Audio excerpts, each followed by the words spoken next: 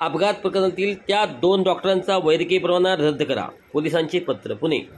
कल्याणी नगर भागात घडलेल्या high profile Porsche अपघात प्रकरणी त्या चालक अल्पवयीन मुलाच्या रक्ताच्या नमुन्याची अदलाबदल करणाऱ्या 2 डॉक्टरांचे वैद्यकीय परवाने रद्द करण्याबाबत महाराष्ट्र मेडिकल काउन्सिल यांना पत्र पाठवण्यात आले आहे.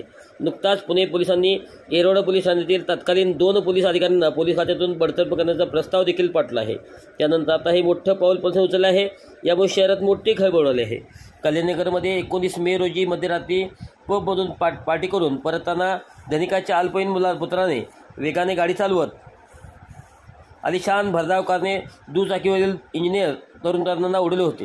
त्यात त्यांचा मृत्यू झाला होता. या प्रकरणात पुत्राला वाचवण्यासाठी नाट्यमय घडामोडी घडल्या होत्या. राजकीय पॉवरची वापर, धनिक असल्याचा माज आणि पोलीस यंत्रणा तसेच ससून उरलेल्या हाताला धरून झालेला हा रक्ताची नमुन्याची अदलाबदल यामुळे मोठी खळबळ उडली आहे. रक्तबदल प्रकरणात पुणे पोलिसांनी ससून रुग्णालयातील विभाग प्रमुख डॉक्टर अजय तावरे आणि डॉक्टर श्रीहरी हळनोर या दोघांना अटक केली आहे. अटकेनंतर तेही सध्या येरवड कारागृहात आहेत. अद्याप त्यांचाही जामीन झालेला नाही. आता पुणे पोलिसांनी मोठे पाऊल उचलत या दोघांचेही वैद्यकीय परवाना रद्द करावा असे पत्र महाराष्ट्र मेडिकल काउन्सिलला पाठवले आहे. येरवड पोलीस ठाण्याचे तत्कालीन गुन्हे निरीक्षक राहुल जगदाळे तसेच राजपाईवर असलेले सहाय्यक निरीक्षक विश्वनाथ तोडकरे यांच्या निलंबनानंतर त्यांची विभागीय चौकशी पूर्ण झाली.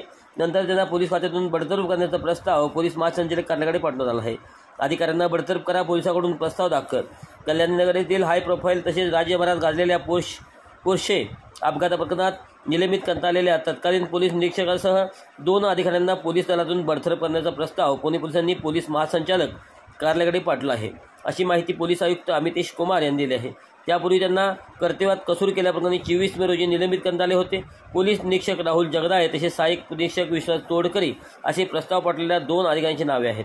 कल्याणनगरमध्ये 19 मे रोजी मध्यरात्री पबमधून पार्टी करून परतताना धनिकाच्या अल्पवयीन मुलाने वेगात आलिशान भरधाव कारने दुचाकीवरील इंजिनियर तरुण तरुणांना उडवले होते. त्यात त्यांचा मृत्यू झाला होता. या प्रकरणात पुत्राला वाचवण्यासाठी नाट्यमय घडामोडी घडल्या. राजकीय पॉवरचा वापर, धनिक असल्याचा माज आणि पोलीस यंत्रणा हाताला धरून झालेल्या सर्व प्रकार आणि 300 शब्दांचा निबंध लिहिण्यास सांगत मिळालेल्या जामीन यामुळे प्रकरण हे राज्यात गाजत आहे.